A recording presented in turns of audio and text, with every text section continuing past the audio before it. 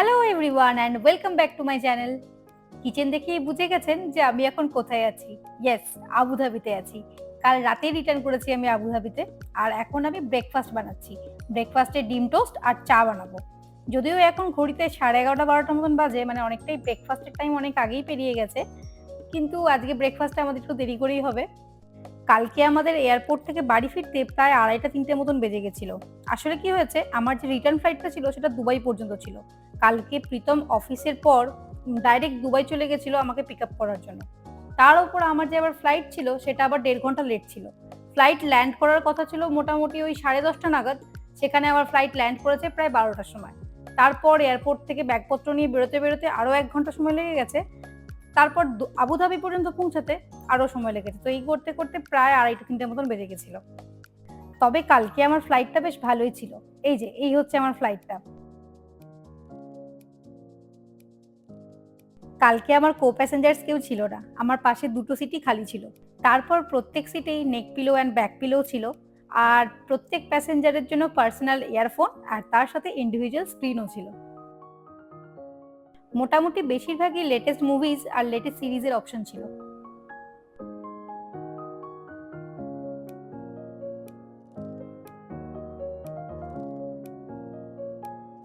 এই যে আমাদের ফ্লাইট যখন টেক অফ করছিল, সামনে একটা স্ক্রিনে সেটাকে দেখাচ্ছিল। ফ্লাইট টেক অফ করার কিছুক্ষণের মধ্যেই আমাদেরকে ডিনার সার্ভ করে দিয়েছিল। তবে হ্যাঁ, এটা বলতেই হয়, ডিনারে যা কিছু দিয়েছিল প্রত্যেকটাই খুবই টেস্টি ছিল। তারপর স্ক্রিনটাকে ঘাঁটাঘাঁটি করতে করতে একটা খুব মজার জিনিস পেয়েছিলাম। এই যে আমাদের ফ্লাইট কোন রুটে যাচ্ছে, কত স্পিডে যাচ্ছে এবং কত উচ্চতায় যাচ্ছে, এই সমস্ত কিছু এখানে অ্যানিমেশনের মাধ্যমে দেখাচ্ছিল। তারপর ককপিট ভিউ কিরকম লাগবে, বা আমাদের রাইট সাইডের উইন্ডো বা লেফট সাইডের উইন্ডো থেকে ভিউ কিরকম লাগবে, সেগুলো সব দেখাচ্ছিল এর মধ্যে।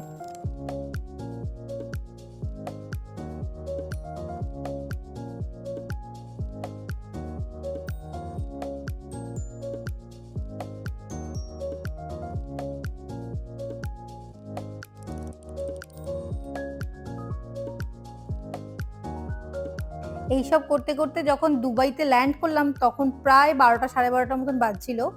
আর এখানে আমরা সবাই ওয়েট করছি ব্যাগেজ কালেক্ট করতে যাওয়ার জন্য।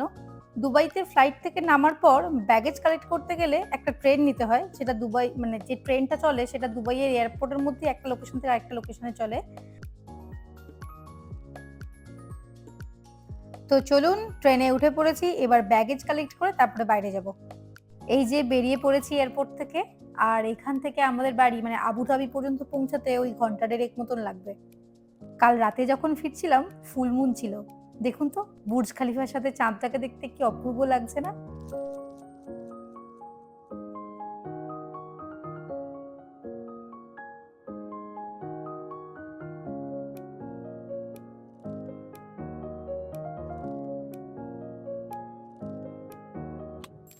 চলুন, গল্প করতে করতে আমার ব্রেকফাস্টও রেডি হয়ে গেছে। আর এই লাঞ্চের টাইমে ব্রেকফাস্ট করে তারপরে ব্যাগপত্র আনপ্যাক করব। আর আজকে প্রীতম বাড়িতেই আছে। কাল যেহেতু অনেক রাত করে এয়ারপোর্ট থেকে ফেরা হয়েছে, তাই আজকে প্রীতম অফিস থেকে ছুটি নিয়ে নিয়েছে।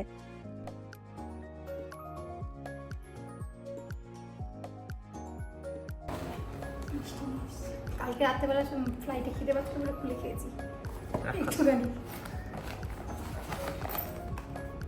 2 প্যাকেট নিয়ে এসেছি, তুমি যদি অফিসে নিয়ে যাও তো নিয়ে যাবে। সেটা এই যে পোস্ত আর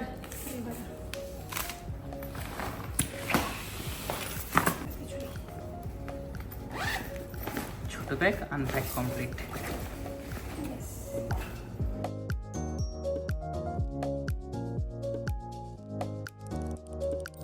এই বাবা, ফুলটা পুরো মুড়ে গেছে দেখো।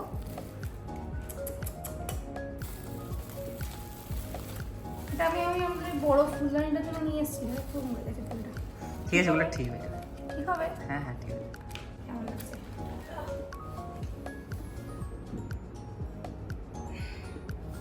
দেখি রে কেমন লাগছে। ভালো লাগবে, যা।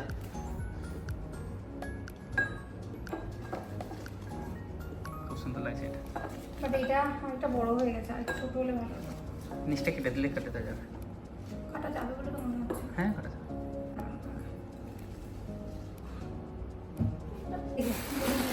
ও নাইস। প্যাকেট পাঠিয়েছে। সাবধানে। ছেঁড়া আছে, খোলা আছে, দেখুন। ঠিক আছে ঠিক আছে ঠিক আছে, ওই জন্য চাপে। কালো দুটো প্যাকেট দিয়েছে। চাপেই ছিল ওই জন্য। থাক, থাক, এখানে থাক। দাঁড়ান, চাল ভাজাটাকে আগে একটা ডাব্বার মধ্যে ভরে নিই, নইলে এইভাবে যদি পলিথিনের মধ্যে রাখি তাহলে পুরো নরম হয়ে যাবে।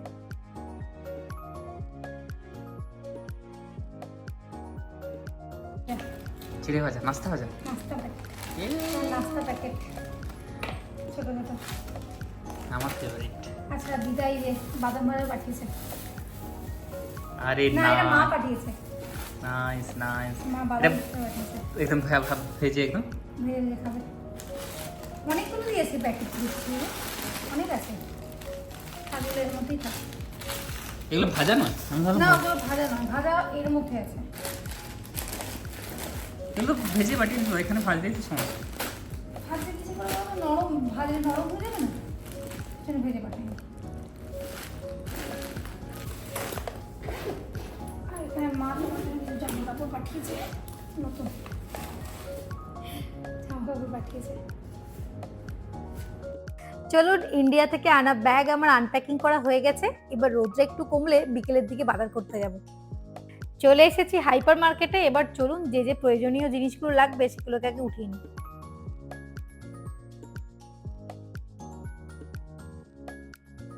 চাল, ডাল, কিছু মশলাপত্র, তারপর দুধ, এই গরমের দিনে শরীরকে ঠান্ডা রাখার জন্য টক দই, তারপর আলু, পেঁয়াজ, আরও কিছু সবজিপত্র নিয়ে নিয়েছি।